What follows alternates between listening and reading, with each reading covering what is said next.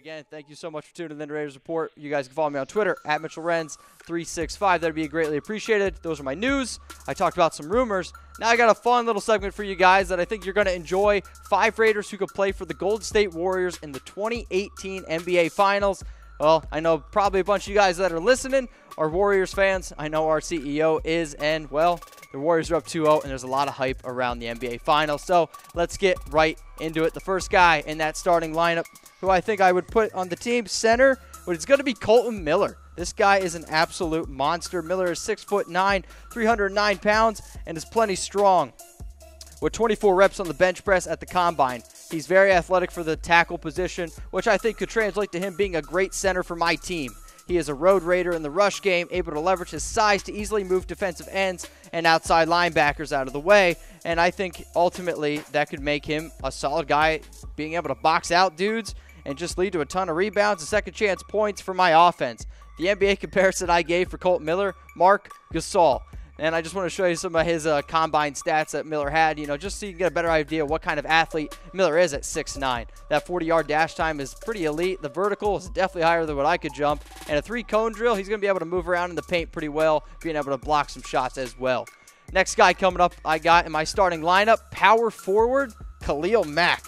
The ultimate team guy. Mack's strongest asset is his ability to contribute across the board.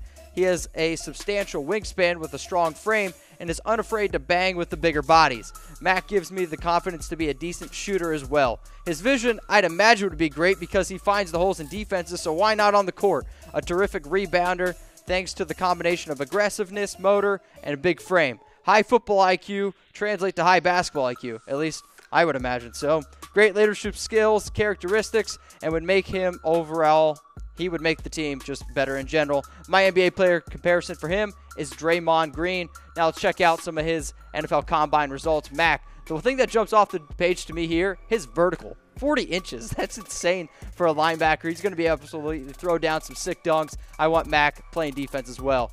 Next guy I got coming up, my small forward. I'm going with Obi Melifonwu. So this is a guy who I've talked about a few times being just an absolute freak athlete, and that athletic wing and remarkable wingspan and his huge hands, he's still in that developmental stage, and he has amazing mobility and body control for a guy his height. I feel like Obi would be able to change directions off the dribble, and with the ball in his hands, he has incredible smoothness and quickness, getting to the rim while maintaining excellent balance. His athleticism and wingspan make him able to cover 4 positions on the court, showing great versatility. Give me a guy like Obi, and yeah, the guy who I'm going to compare him to is Giannis Antetokounmpo, like the Greek freak. And I think when you just look at overall skills like Obi, I mean, look at this guy's combine. 44 vertical, 141 broad, 17 on the bench, 4.40. Yeah, he's a freak, that's for sure. There's no doubt about that, the UConn freak. The guy I got coming up now in shooting guard, Jordy Nelson. This one's pretty awesome, and yeah, I'll be honest. Give me newly acquired Jordy Nelson to be my shooting guard. He's a competitive guy who I think would bring it on both sides of the court. Also, Nelson played in high school. Yes, I did my homework. He was an all-state basketball player, averaging 17.2 points per game in his senior year. My NBA player comparison for Jordy Nelson, Klay Thompson. Duke can shoot it, so can Klay. And then, yeah, here's his NFL Combine results. The 3-cone is the one that really jumps off the board here for me. 7.03. He's going to be able to slide his feet really well. Going to be a solid defender just like Klay. And then, last but definitely not least, the point guard, Derek Carr. So this is one that maybe not be too surprising for everyone, but the point guard on the football field is the quarterback. Carr reminds me of Steph Curry. Both guys are 6'3" and know how to dish the rock and score. I think pass completions and assists are fairly similar, right? Just saying, Carr had 323 pass completions to Steph Curry's 310 assists from this past season. Carr's also a great athlete who I think would play better defense than Steph. Sorry, Steph. All I'm saying is watch out, Curry. Carr may be coming for your job really soon.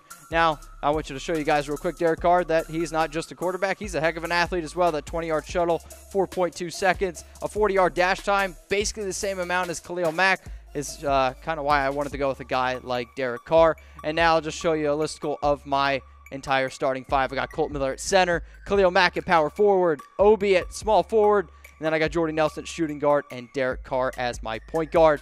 But guys, I want to know from you. Comment below which Raiders player you think could actually start on the Golden State Warriors and could help the Warriors win another NBA title against LeBron James and the Cleveland Cavaliers.